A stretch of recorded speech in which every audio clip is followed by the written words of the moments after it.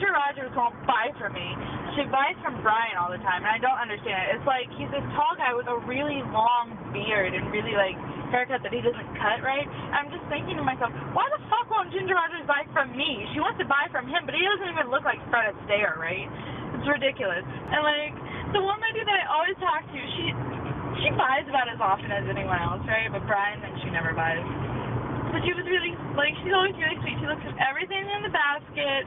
She asks about everything. She always gives me compliments. She's like, oh, I love your haircut, or, like, she'll ask me stuff like, do you like the roast beef sandwich? And once I said, like, oh, I'm a vegetarian, so it doesn't matter, like, to me. And she goes, I bet you don't eat anything, do you? A skinny little thing like you. It was so adorable, right? Like, I love old people, but she wasn't there today, and I didn't get to see her, and I was just like, this day sucks. I don't get to see my favorite old lady. And then the old guys there that usually didn't buy today because they bought from Brian yesterday, and being old people, they didn't eat their food yesterday, so it's still sitting around, but they bought from the day before.